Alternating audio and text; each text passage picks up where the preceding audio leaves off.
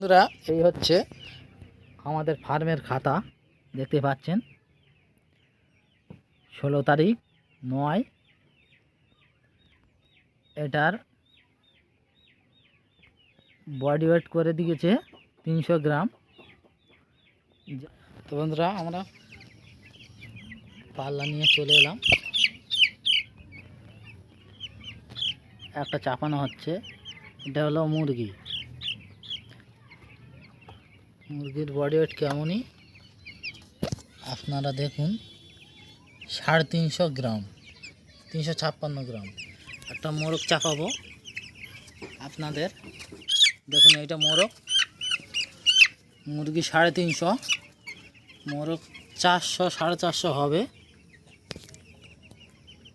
দেখুন 432 গ্রাম মোরগ। হ্যালো বন্ধুরা, কেমন আছেন সবাই? আশা করছি সকলে ভালো আছেন। তো বন্ধুরা, আমার পাখির বয়স আজকে 10 দিন চলছে। আমার পাখি কিভাবে ট্রিটমেন্ট করছি খাদ্যর এবং বডি ওয়েট এত গ্রোথ দিচ্ছে কেন, সেটা আজকে দেখাবো। দেখুন, এখন বাজে সময় 4টেতে খাদ্য দিচ্ছি। সকালে এমন হারে খাদ্য দিই আমরা, দুপুর 12টা পর্যন্ত শেষ হয়ে যায়। 10 দিন বয়স মাত্র। দেখুন, ফিটারে এক ফোঁটা খাদ্য নেই। তার জন্য পাখি খাদ্য দিতে মাত্র ছুটে যাচ্ছে। এবং বডি ওয়েট এত হচ্ছে কেন, সেটা নিয়ে বিস্তারিত আলোচনা করবো এই ভিডিওর মাধ্যমে, এবং খাতা দেখাবো এবং বডি ওয়েট ওজন করে দেখাবো আপনারা দেখতে পাবেন। খাওয়ার জন্য কি করছে দেখুন, কোনো ফিটারে খাদ্য নেই, পুরো পাহাড়াতে খাদ্য অফ। পাখির ছোটোবেলায় বেশি খাইয়ে দিলে যে বেশি ওজন হবে সেটা কিন্তু না। ঠিক নিয়ম মতো খাওয়াতে হবে, যাতে বডি ওয়েটও বেশি দেয় অথচ পাখিও ভালো থাকবে। খাদ্য মেনটেন করলে সবচেয়ে ভালো। এফসিআর সবসময় 1.60-এর ভিতরে থাকবে। আমার এফসিআর এবারে 1.60-এর ভিতরে রাখবো। 1.55 এফসিআর করব এই পাখির ওপরে। আপনারা আমার এই ভিডিও দেখে সাবস্ক্রাইব করে রাখুন, এবং আমি পরবর্তীকালে যখন আমার পাখি উঠে যাবে এফসিআর আপনাদের দেখাবো। দেখুন খাদ্য দিতে মাত্র কীভাবে ছুটে আসছে পাখি। এই দেখুন,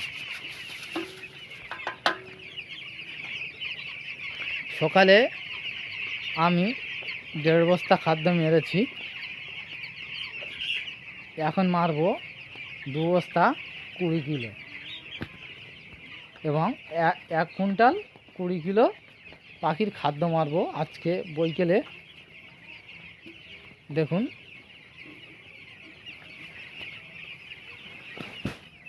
অবশ্যই চ্যানেলে নতুন হলে সাবস্ক্রাইব করবেন, কেননা আমি এই চ্যানেলে প্রতিনিয়ত ভিডিও ছাড়ি।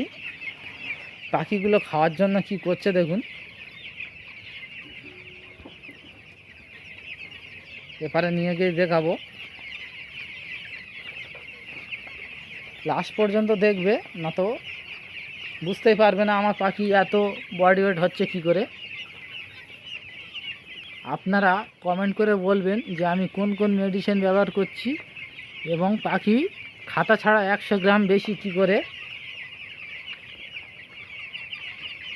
আমি একটা আগের ভিডিওয় বলেছিলাম যে আমার পাখি 7 দিনে 230 গ্রাম গড় হয়েছে। একটা ভাই কমেন্ট করেছে কি করে হয়, তার জন্য আজকে আমি পুরো মেপে আপনারা দেখাবো এবং খাতার ফটো দেখাবো। লাস্ট পর্যন্ত থাকুন।